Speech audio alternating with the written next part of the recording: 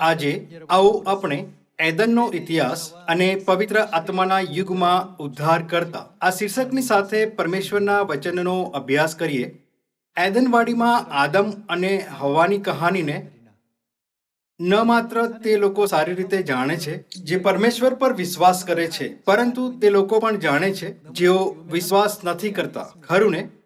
એદનમાં જે થયું તેને સમજ્યા વિના આપણે નથી કહી શકતા કે આપણે બાઇબલને સમજીએ છીએ. આ એટલા માટે કેમ કે એદનમાં પરમેશ્વરે બહુમૂલ્ય ખજાનાને છુપાવ્યો છે, જે આપણને એક મહત્વપૂર્ણ સત્યને સમજવામાં મદદ કરે છે. આજે આવો આપણે આ સત્યના વિષયમાં એક સાથે અભ્યાસ કરવા માટે કંઈક સમય લઈએ. એવું કોઈ નથી જે મરવા માટે તત્પર હોય, ભલે પદ કે શીર્ષક જે પણ હોય, યુવા અને વૃદ્ધ હોય, જે કોઈ દરેક રીતે મૃત્યુથી બચવાનો પ્રયત્ન કરે છે. જો કે ખરેખરમાં બધી માનવજાતિનું શું થશે? કોઈ પણ મૃત્યુથી નથી બચી શકતું. માનવજાતિની મૃત્યુ ક્યાંથી શરૂ થઈ? તેની શરૂઆત એદનવાડીથી થઈ. જો માનવજાતિની મૃત્યુ એદનવાડીથી શરૂ થઈ છે, તો આપણે તેનું સમાધાન ક્યાં મેળવી શકીએ છીએ? બધી વસ્તુઓના વિષયમાં કહીએ તો જ્યાં સમસ્યા છે ત્યાં જ સમાધાન છે. જ્યારે કોઈ દુર્ઘટના થાય છે તો તપાસ કરતા બાબતને હલ કરવા માટે દુર્ઘટનાના સ્થળ પર જાય છે. તે રીતે જો કે મૃત્યુની શરૂઆત એદનવાડીમાં થઈ, તો આપણે જીવનનું રહસ્ય પણ ત્યાંથી જાણી શકીએ છીએ. આજે આવો આપણે એદનવાડીમાં સમાધાન શોધવાનો થોડો સમય લઈએ. આવો આપણે એદનની વાડીમાં રહસ્યને સમજીએ અને પરમેશ્વરના વિષયમાં સાક્ષી શોધીએ, જે પવિત્ર આત્માના યુગમાં આપણા ઉદ્ધારકર્તાના રૂપમાં આવશે. આવો આપણે માથ્યુ અધ્યાય 13 વચન 34 પર એક નજર નાખીએ. એ બધી વાતો ઈશુએ લોકોને દ્રષ્ટાંતોમાં કહી, અને દ્રષ્ટાંત વગર તેમણે તેઓને કંઈ કહ્યું નહીં, જેથી કે પ્રબોધકે જે કહ્યું હતું તે પૂરું થાય. હું મારું મોં ઉગાડીને દ્રષ્ટાંતો કહીશ, ને જગતનો પાયો નાખ્યાના વખતથી જે છાના રખાયા છે તે હું પ્રગટ કરીશ. ઘણા પ્રકારના દ્રષ્ટાંતોની સાથે ઈસુએ પોતાના શિષ્યોને શીખવાડ્યું અને કહ્યું, હું દ્રષ્ટાંત કહેવાને મારું મોં ખોલીશ. હું તે વાતોને જે જગતની ઉત્પત્તિથી ગુપ્ત રહી છે પ્રગટ કરીશ. બાઇબલની પુસ્તકોમાંથી કઈ પુસ્તકમાં જગતની ઉત્પત્તિના વિષયમાં સાક્ષી આપી છે? આ ઉત્પત્તિનું પુસ્તક છે. ઉત્પત્તિના પુસ્તકમાં ઘણા રહસ્ય છે જે પરમેશ્વર માનવજાતિના માટે પ્રગટ કરવા ઈચ્છતા હતા. ઉત્પત્તિમાં ઘણા દ્રષ્ટાંતોમાંથી આજે આવો આપણે એદનવાડીમાં અનંત જીવનનું રહસ્ય જાણીએ.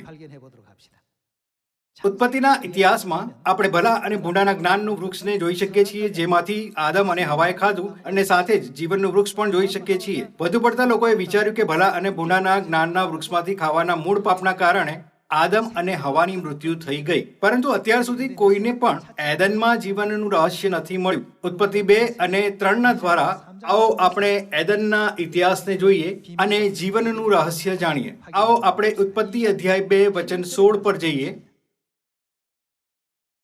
અને યહોવા ઈશ્વરે તે માણસને એવો હુકમ આપ્યો, વાડીના દરેક વૃક્ષ પરનું ફળ તું ખાયા કર, પણ ભલું ભૂંડું જાણવાના વૃક્ષને તારે ખાવું નહીં, કેમ કે જે દિવસે તું ખાશે તે જ દિવસે તું મરશે જ મરશે. ભલા અને ભૂંડાના જ્ઞાનના વૃક્ષની વિશેષતા આ હતી કે જે દિવસે તું તેનું ફળ ખાશે તે દિવસ જરૂરથી મરી જશે. પરમેશ્વરે કહ્યું, ભલા અને ભૂંડાના આ જ્ઞાનનું વૃક્ષનું ફળ તું ક્યારેક ન ખાતો, નહીં તો તું મરી જઈશ. જો કે આદમ અને હવાએ શું કર્યું? શેતાન દ્વારા ભરમાયા પછી શું તેમણે ભલા અને ભૂંડાના જ્ઞાનના વૃક્ષમાંથી નહીં ખાધું અને મરી ગયા? આ બધાના દ્વારા પરમેશ્વર આપણને કંઈક મહત્વપૂર્ણ વસ્તુ શીખવાડવા ઈચ્છે છે, જેમાં તેમની ગુપ્ત ઈચ્છા સામેલ છે. ભલા અને ભૂંડાના જ્ઞાનના વૃક્ષમાંથી ખાવાથી મરનારી માનવજાતિના માટે પરમેશ્વરે ઉત્પત્તિમાં એદનવાડીમાં જીવનના માર્ગને છુપાવી દીધો. ઉત્પત્તિ અધ્યાય 3 વચન 22. અને યહોવા ઈશ્વરે કહ્યું, જુઓ, તે માણસ આપણામાંના એકના સરખો ભલું ભૂંડું જાણનાર થયો છે, અને હવે રખેને તે હાથ લાંબો કરીને જીવનના વૃક્ષનું ફળ તોડીને ખાય ને શું રહે? સદા જીવતો રહે.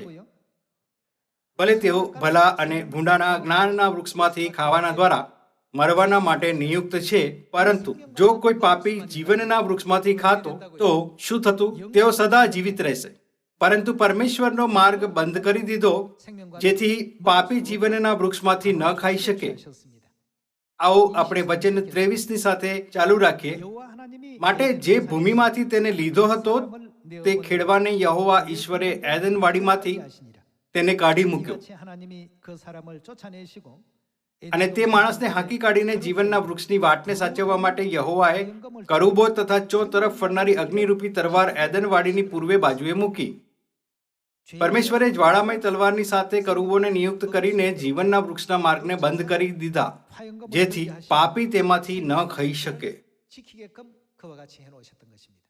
બીજા શબ્દોમાં પરમેશ્વરને આજ્ઞા આપી કે પાપી જીવનના વૃક્ષના માર્ગ પર નથી આવી શકતા. પરમેશ્વર એદનવાડીમાં જીવનના વૃક્ષની સાથે સાથે ભલા અને ભૂંડાના જ્ઞાનના વૃક્ષને લગાવીને માનવ જાતિને ખૂબ મહત્વપૂર્ણ સત્ય શીખવાડવા ઈચ્છતા હતા. માત્ર જો તે જીવનના વૃક્ષમાંથી ખાય છે તો તેઓ અનંત જીવન પ્રાપ્ત કરી શકે છે. માથી અધ્યાય 13 આ કહે છે કે જગતની ઉત્પત્તિના સમયથી દ્રષ્ટાંત ગુપ્ત હતા. પરમેશ્વરની ઈચ્છા શું છે કે તેમણે ઉત્પત્તિમાં જીવનના વૃક્ષનું દ્રષ્ટાંત રાખ્યું. તેઓ આપણને શું શીખવાડવાનો પ્રયત્ન કરી રહ્યા છે? જીવનના વૃક્ષની વાસ્તવિકતા શું છે? આ બાબતને સ્પષ્ટ રૂપથી સમજવાથી જ આપણે આ પ્રશ્નને સટીક ઉત્તર પ્રાપ્ત કરી શકીએ છીએ. પવિત્ર આત્માના યુગમાં ઉદ્ધાર કરતા જ્યારે પૃથ્વી પર આવશે ત્યારે કયું સત્ય લાવશે? આવો આપણે ઉત્પત્તિ અધ્યાય 4 પર જઈને અભ્યાસ કરવાનું ચાલુ રાખીએ, જ્યાં આપણે આદમના પુત્રોનો અભિલેખ મેળવી શકીએ છીએ. તેઓ કોણ કોણ હતા? કાઈન અને હાબેલ. પરમેશ્વરે કાઈન અને હાબેલને સત્ય જાણવા દીધું, જે તેમણે જીવનના વૃક્ષ સુધી લઈ જશે. ભલે આ પરમેશ્વરે તેમને સત્ય બતાવ્યું તો પણ કાઈને અવજ્ઞાકારિતામાં ભેટ ચડાવી હતી, જ્યારે હાબેલ એક આજ્ઞાકારી હૃદયની સાથે બલિદાન ચડાવ્યું હતું. એટલે પરમેશ્વરે માત્ર હાબેલની ભેટને ગ્રહણ કરી અને કાઈનની ભેટને ગ્રહણ ન કરી. આવો આપણે જોઈએ કે એદનવાડીમાં બે વૃક્ષોથી સંબંધિત બાબત ઉત્પત્તિ અધ્યાય 4 થી કેવી રીતે જોડાયેલી છે. ઉત્પત્તિ અધ્યાય 4 વચન 1. અને આદમે પોતાની પત્ની હવાને જાણી, અને તે ગર્ભવતી થઈ ને કાઈનને જન્મ આપ્યો, અને તેણે કહ્યું, યહોવાની કૃપાથી મને પુત્ર મળ્યો છે. પછી તેણે તેના ભાઈ હાબેલને જન્મ આપ્યો, અને હાબેલ ઘેટા પાડક હતો, પણ કાઈન ખેડૂત હતો. અને આગળ જતા એમ થયું કે કાઈન યહોવાને માટે ભૂમિના ફળમાંથી કંઈક અર્પણ લાવ્યો, અને હાબેલ પણ પોતાના ઘેટા બકરાના પહેલા જન્મેલા તથા પુષ્ટ લાવ્યો. અને યહોવાએ હાબેલને તથા તેના અર્પણને માન્ય કર્યા, પણ કાઈનને તથા તેના અર્પણને માન્ય કર્યા નહીં. માટે કાઈનને બહુ રોષ ચડ્યો ને તેનું મોં ઉતરી ગયું. બે મહત્વપૂર્ણ ઘટનાઓ થઈ, હાબેલનું બલિદાન અને કાઈનનું બલિદાન. પહેલા તમને નાશવંત પ્રાણીઓના રૂપમાં જીવનના વૃક્ષની પાસે આવવાની પરવાનગી ન હતી, પરંતુ એદનમાં આ ઘટનાઓના પછી પરમેશ્વરે માનવ જાતિને આ જાણવાની પરવાનગી આપી કે કેવી રીતે પરમેશ્વરને બલિદાન ચડાવવામાં આવવું જોઈએ. તેને હવે આરાધનાના રૂપમાં જાણવામાં આવે છે. પરમેશ્વરની આરાધના કરવાની સૌથી મહત્વપૂર્ણ કારણોમાંથી એક છે પાપોની ક્ષમા પ્રાપ્ત કરવી.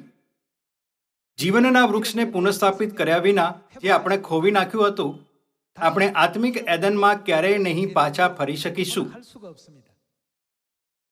બીજા શબ્દોમાં, જો આપણે આત્મિક એદન પોતાના અનંત સ્વર્ગીય ઘરમાં પાછા ફરવા ઈચ્છીએ છીએ, તો શું આપણે પહેલા પાપોની ક્ષમા પ્રાપ્ત નહીં કરવી જોઈએ? પરમેશ્વરે કેન અને હાબેલના પાપોની ક્ષમા પ્રાપ્ત કરવાનો માર્ગ પ્રદાન કર્યો. એટલે એક આજ્ઞાકારી હૃદયની સાથે હાબેલે પરમેશ્વરને એક પશુનું બલિદાનનું લોહી ચડાવ્યું, પરંતુ કાઈને પરમેશ્વરને પોતાની ઉપજમાંથી ભેટ ચડાવી, જો કે તે જમીન પર ખેતી કરનારો ખેડૂત હતો. પરમેશ્વરે માત્ર હાબેલની ભેટને સ્વીકાર કરી, પરંતુ કાઈનની ભેટને અસ્વીકાર કરી દીધી. એવું કરવામાં પરમેશ્વરની ઈચ્છા શું છે? આવો આપણે હિબ્રુઓ અધ્યાય 9 તેનો ઉત્તર શોધીએ. હિબ્રુઓ અધ્યાય 9 વચન 22. નિયમશાસ્ત્ર પ્રમાણે ઘણું કરીને સર્વ વસ્તુઓ રક્તથી શુદ્ધ કરવામાં આવે છે ને રક્ત વહેવડાવ્યા વગર પાપની માફી મળતી નથી, જેનો અર્થ છે કે આપણે પાપોની ક્ષમા પ્રાપ્ત નથી કરી શકતા. શું તેનો અર્થ આ નથી કે આપણે માત્ર પાપોની ક્ષમા પ્રાપ્ત કરીને એદનવાડીમાં જીવનનું વૃક્ષ પ્રાપ્ત કરી શકીએ છીએ? એટલે પરમેશ્વરે આપણને પોતાના વચનોના દ્વારા શીખવાડ્યું, લોહી વહાવ્યા વિના પાપોની ક્ષમા નથી. આજ્ઞાકારિતાની સાથે હાબેલે, જે આદમનો પુત્ર છે, પરમેશ્વરને પ્રસન્ન કરનારા લોહી બલિદાનની ભેટ ચડાવવા માટે એક હલવાન બલિદાન કર્યું. બલિદાન ચડાવવાની આ રીતની પહેલા માત્ર મૌખિક રૂપથી પ્રસારણ કરવામાં આવતું હતું અને આ અંતમાં મૂસાના સમયમાં સંહિતાબદ્ધ થયું. જૂના નિયમમાં પરમેશ્વરે પોતાના નિયમ અને આજ્ઞાઓ એકના પછી એક આપ્યા. પછીથી પરમેશ્વરે તેમને વ્યવસ્થાના રૂપમાં સંહિતાબદ્ધ કર્યા. મૂસાની આ વ્યવસ્થાના દ્વારા આપણે ખૂબ મહત્વપૂર્ણ વસ્તુ શોધી શકીએ છીએ. નિર્ગમન અધ્યાય 25માં પરમેશ્વરે પવિત્ર સ્થાન અને પરમ પવિત્ર સ્થાનને બનાવ્યું, જેથી લોહીના બલિદાનોનો નિયમ કરવામાં આવી શકે. પવિત્ર સ્થાન અને પરમ પવિત્ર સ્થાનમાં રોજ હોમ બલિ સમયોમાં પરમેશ્વરની ભેટ ચડાવવામાં આવતી હતી, જે આજે પ્રાર્થનાનો સમય અને દર સાબાતના દિવસના દ્વારા પૂરું થાય છે. નિર્ગમન અધ્યાય 25 વચન 16. અને હું જે કરાર લેખ તને આપીશ તે તું કોષમાં મૂકજે. વળી તું ચોખ્ખા સોનાનું દયાસન બનાવ. તેની લંબાઈ 2.5 હાથ ને પહોળાઈ 1.5 હાથની હોય. અને તું સોનાના 2 કરુબો બનાવ. તેઓ દયાસનના 2 છેડા પર ઘડતર કામના થાય, અને એક કરુબ એક છેડા પર ને બીજો બીજા છેડા પર બનાવ. દયાસનને 2 છેડે તેની સાથે સળંગ એ પ્રમાણે તું કરુબો બનાવ. અને કરુબો પાંખો ઊંચી પસારીને મુખો સામસામા રાખીને દયાસન પર પોતાની પાંખોથી આચ્છાદન કરે. કરુબોના મોં દયાસન તરફ રહે. આ કોષ ઉપર તું દયાસન મૂક, અને હું તને જે કરાર લેખ આપીશ તે તું કોષની અંદર મૂકજે, અને ત્યાં હું તને મળીશ. ને ઇઝરાયેલી લોકો માટે જે આજ્ઞાઓ હું તને આપીશ તે સર્વ વિશે કરાર લેખના કોષ પરના દયાસન ઉપરથી જે કરુબોની વચમાંથી હું તારી સાથે વાત કરીશ. એદનવાડીમાં ભલા અને ભૂંડાના જ્ઞાનનું વૃક્ષ અને જીવનનું વૃક્ષ હતું. આદમ અને હવાના પાપ કર્યા પછી જીવનના વૃક્ષના માર્ગ કરુબોના દ્વારા સંરક્ષિત કરવામાં આવ્યા. પવિત્ર સ્થાન અને પરમ પવિત્ર સ્થાનના વિષયમાં નિર્દેશ આપતી વખતે પરમેશ્વરે મૂસાનો આદેશ આપ્યો કે તે વચન સંદૂકની ઉપર પ્રાયશ્ચિતના ઢાંકણાના છેડા પર કરુબોને રાખ્યા. પરમેશ્વરે પરમ પવિત્ર સ્થાનના અંદર સંદૂકના ઉપર કરુબોને રાખ્યા, જેમણે ઉત્પત્તિમાં જીવનના વૃક્ષની રક્ષા કરી હતી.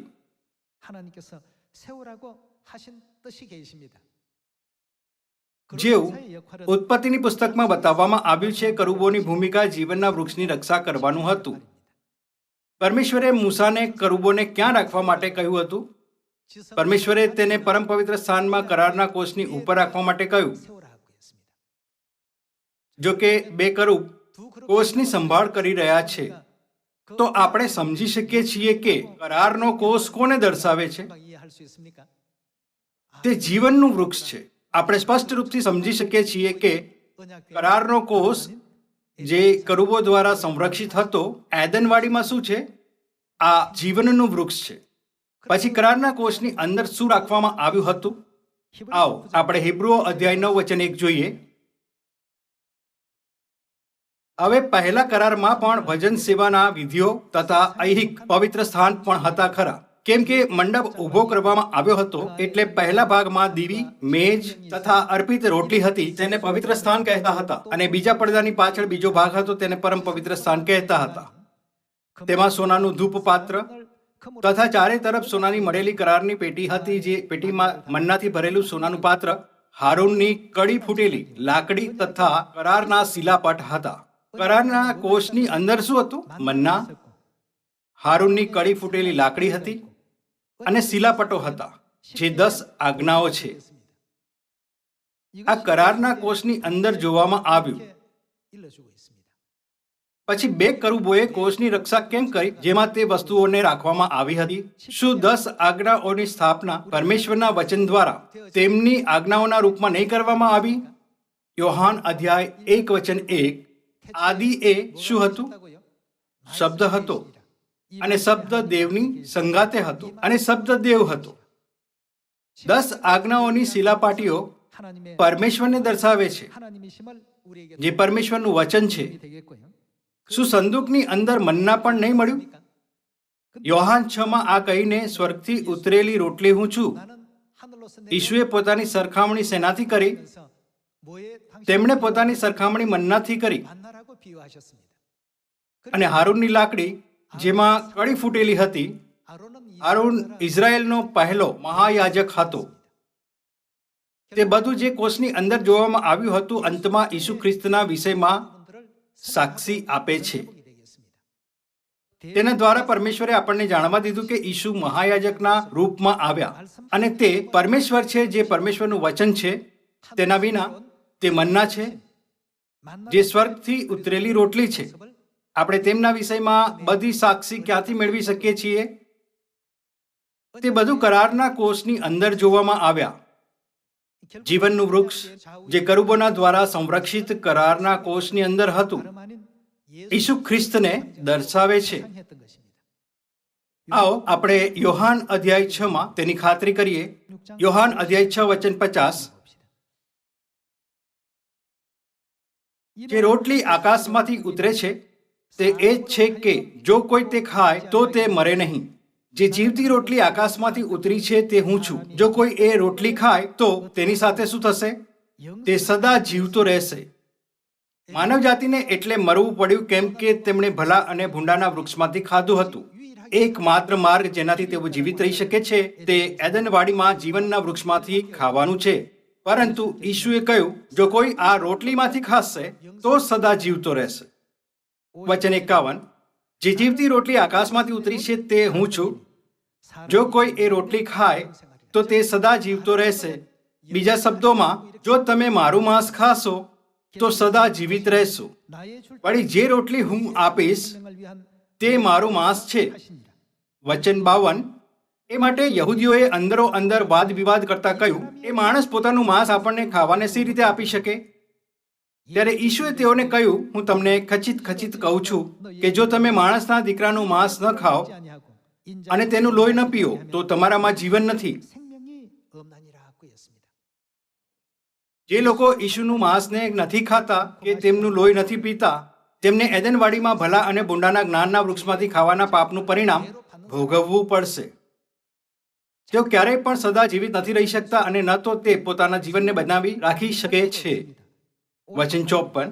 જે કોઈ મારું માંસ ખાય છે અને મારું લોહી પીએ છે તેને અનંત જીવન છે. બાઇબલના દ્વારા શું આપણે તેનો જવાબ નથી શોધી શકતા કે એદનવાડીમાં જીવનના વૃક્ષનું દ્રષ્ટાંતની વાસ્તવિકતા શું છે? તે પોતે ઈસુ ખ્રિસ્ત હતા. યોહાન અધ્યાય 6 અનંત જીવન મેળવવા માટે આપણે કોનું માંસ અને લોહી ખાવું જોઈએ? આ ઈશુનું માંસ અને લોહી છે. વચન 55.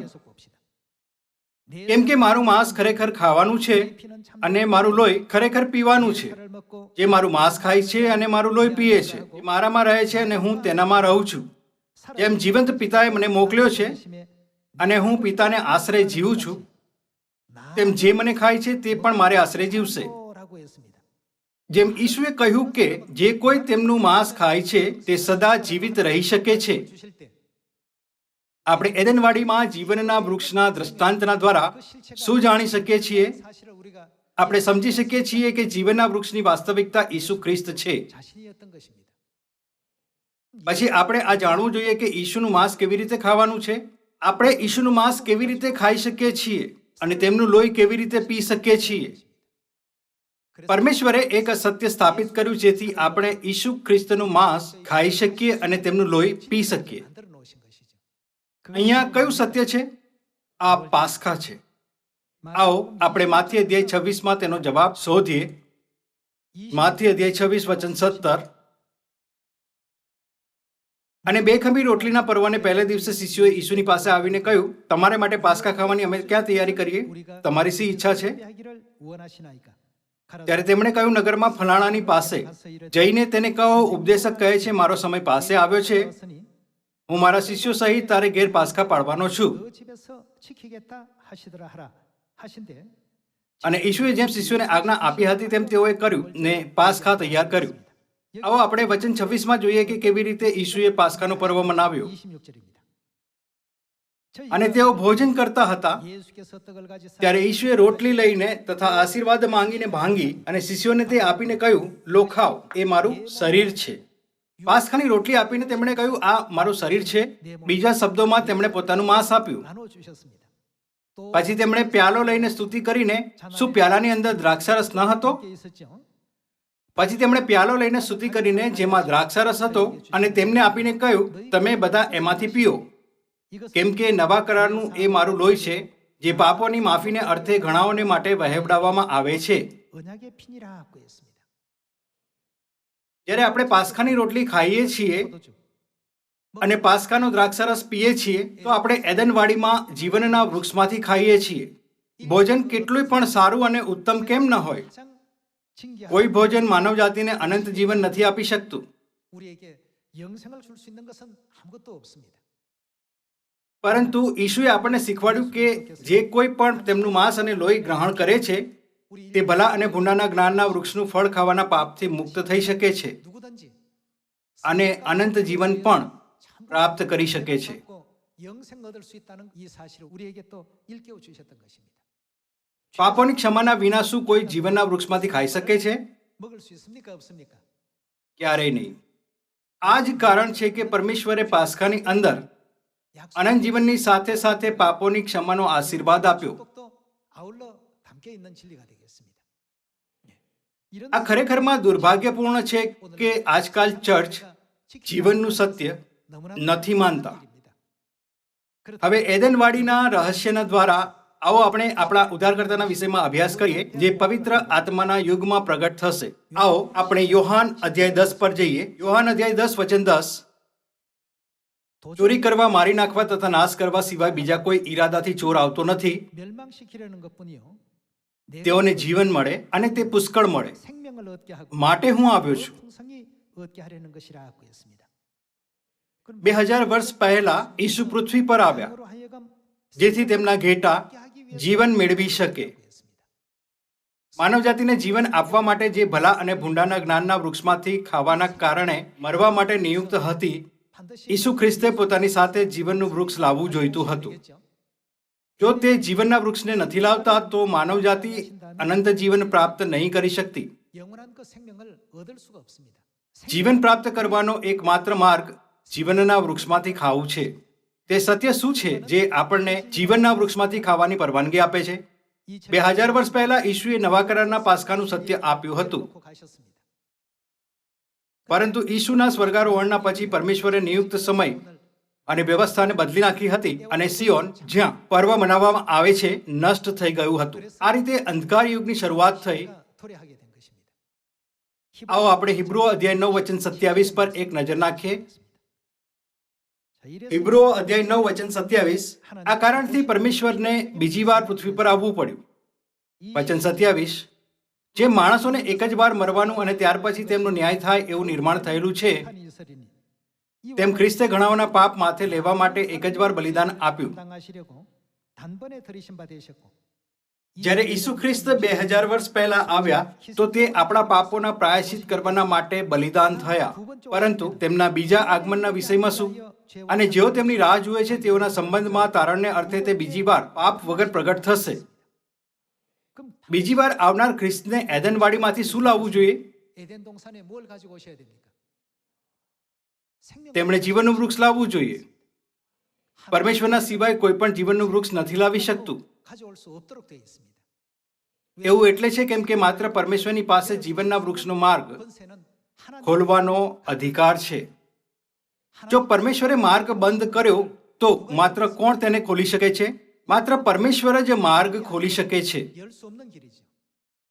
જ્યારે ખ્રિસ્ત બીજી વાર માનવ જાતિને ઉદ્ધાર આપવા માટે પ્રગટ થાય છે તો તેમણે આપણા માટે કયું સત્ય લાવવું જોઈએ? 반드시 어떤 진리를 가지고 등장하시는 분이 되셔야 되겠습니까?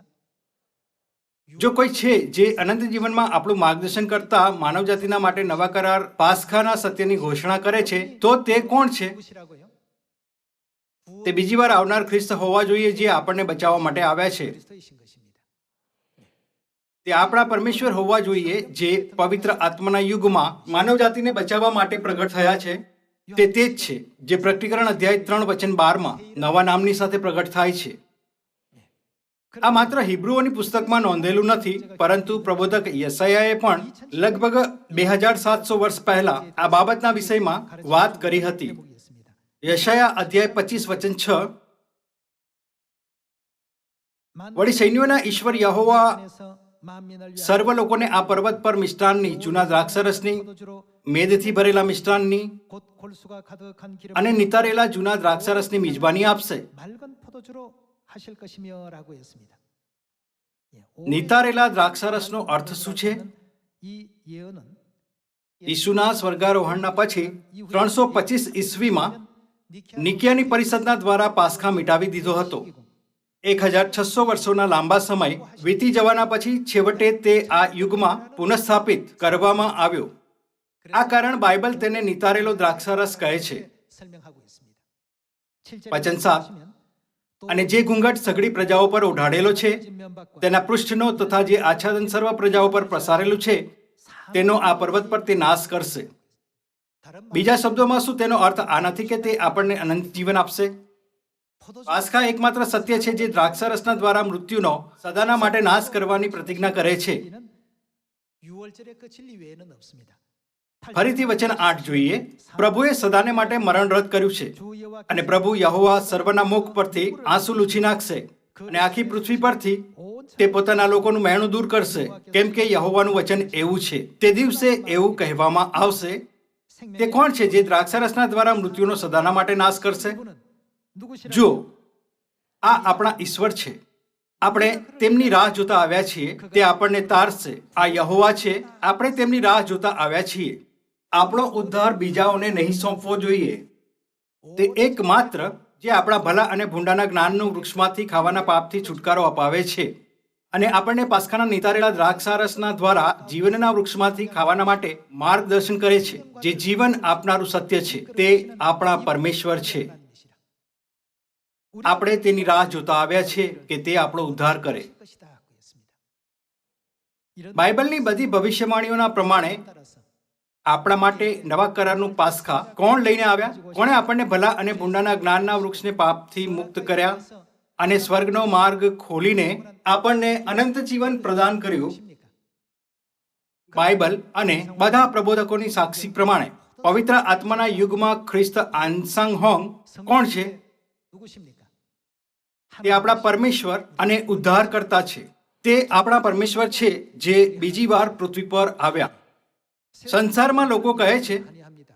જો તે જે રોટલી અને દ્રાક્ષારસ લાવ્યા પરમેશ્વર છે, તો શું હું પણ પરમેશ્વર નથી હોઈ શકતો જો હું પાસ્ખા લાવતો? પિતા આંસાંગ હોંગે આ ભવિષ્યવાણીને પૂરી કરવાની પહેલા શું કોઈ હતું જે પાસ્ખા લાવ્યું હતું? ભલે આ સ્પષ્ટ રૂપથી બાઇબલની 66 પુસ્તકોમાં નોંધેલું છે કે ઈસુએ પોતે પાસ્ખા મનાવ્યો અને સાથે જ પીતર, પાઉલ અને યોહાને પણ તેને મનાવ્યો. 요한도 પરંતુ શું કારણ છે કે આ દિવસોમાં લોકો તેને નથી મનાવતા? 이유가 어디 있는가 말이에요. તેઓ તેને કેમ નથી મનાવી શકતા?